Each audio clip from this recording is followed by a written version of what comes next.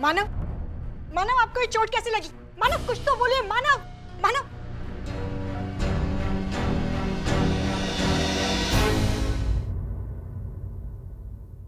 मानव वो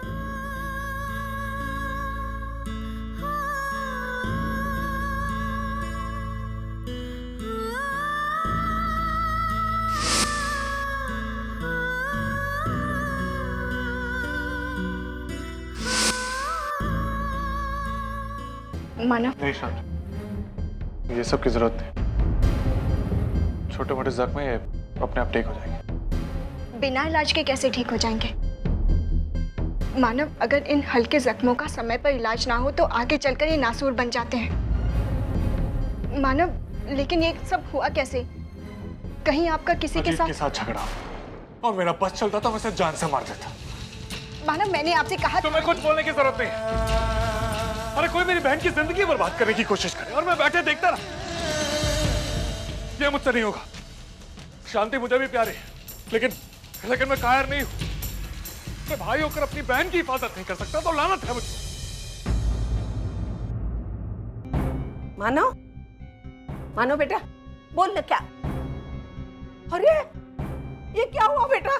ये जख्म कैसा? बोलना। वो गैरेज में काम कर रहा था तो। झूठ मत बोल, मुझे सब पता है। तू अजीत के पास लड़ झगड़ कर आया है। ये आ, आ। अपनी आंखें फाड़ फाड़ कर देख। अगर तू अपना मुंह नहीं खोलती तो इतना सब कुछ नहीं होता था। लेकिन तू यही चाहती है, मेरे बेटे को जितना ज्यादा दर्द उतनी तुझे खुशी। समझी क्या? क्या? अभी उसकी तरफदारी करना बंद कर।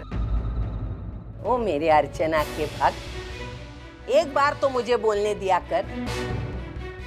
मी जर बोलले नाही ना तर ती आपल्या डोक्यावर मिऱ्या वाटेल। तुझे क्या जरूरत थी इसकी बातों में आके वहां जाके झगड़ा करने की? मैं किसी की बात में नहीं आया है। मैंने जो किया है अपनी मर्जी से किया है। और जहां तक अर्चना की बात, तो ये मुझे नहीं बताने वाली थी। तो मैंने इसको कहा कि बंधु के साथ फंक्शन में जाओ, तो ना चाहते हुए भी इसको बताना पड़ा जीत के बारे में। इसकी कोई गलती नहीं। थोड़ी देर के लिए मान लेते कि तू सच बोल रहा है।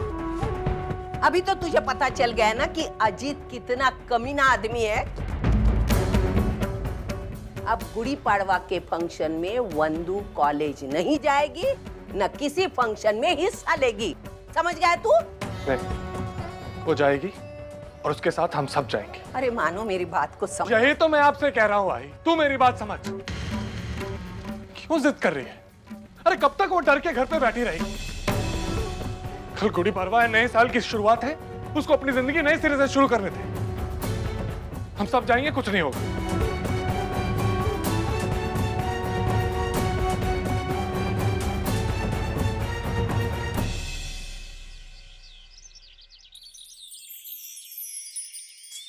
घेतलंय सगळं? नहीं नहीं, मुझे नीम के पत्ते नहीं खाने। अरे क्या हुआ?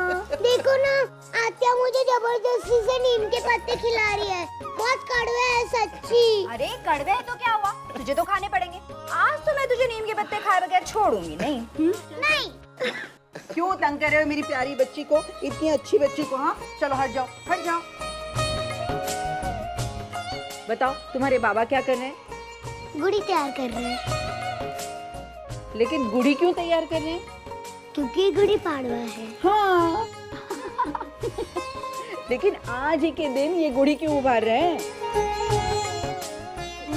पता नहीं।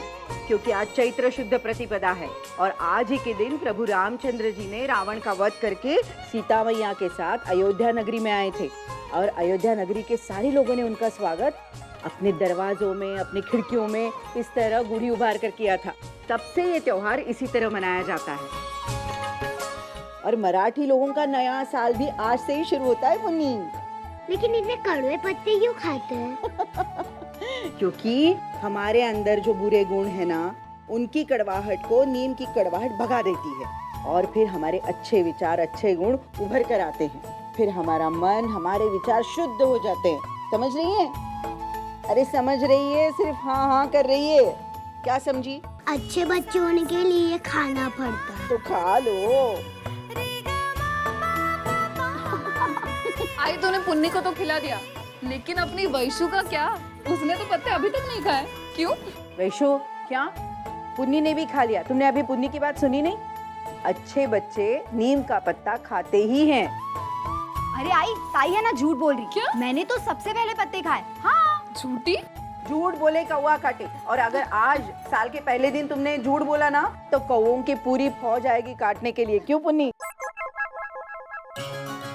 लेकिन तुझे डरने की बात नहीं है, क्योंकि तू तो सच बोल रही है। देखा, वापस से इमोशनली ब्लैकमेल करना शुरू कर दिया।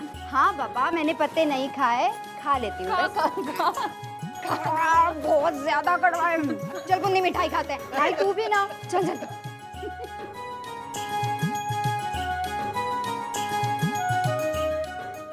मेरे अर्चू को भी रंगोलियां बनाने का कितना शौक था।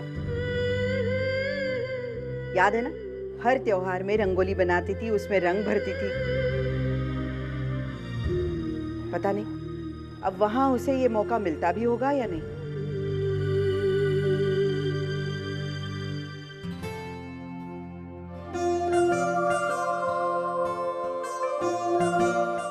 अरे अर्चना, बड़ी सुंदर रंगोली बनाई है तुमने। कहाँ से सीखी है? काकी आई ने सिखाई। पता है काकी, जब मैं अपने घर पर थी ना, तो मैं हर त्योहार पे रंगोली बनाया करती थी। मुझे रंगोली और उसमें जो रंग होते हैं ना, मुझे बहुत अच्छे लगते हैं।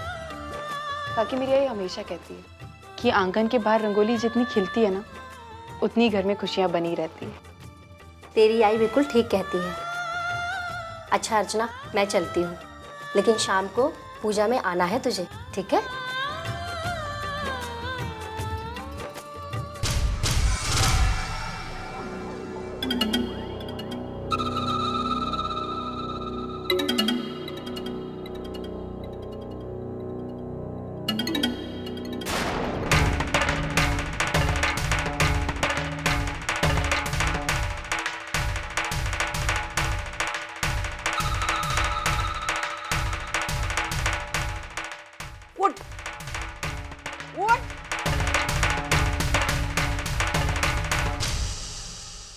हमारे घर के खुशियों के बारे में तुझे सोचने की कोई भी जरूरत नहीं है। ये देशमुखों के घर का गुड़ी पाड़वा है। तेरा हमारे घर से कोई वास्ता नहीं है, इसलिए तू इसमें शामिल नहीं होगी।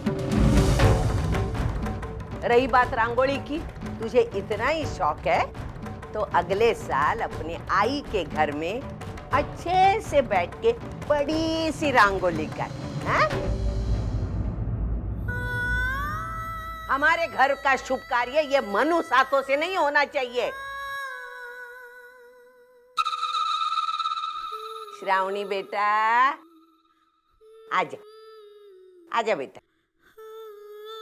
हाँ, तुझे रंगोली करनी अच्छी लगती है ना?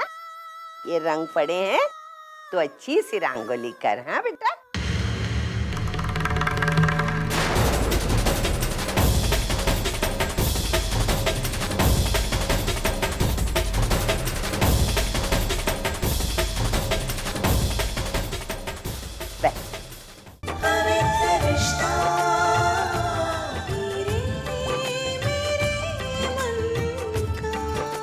ZTV, आज लिखेंगे कल।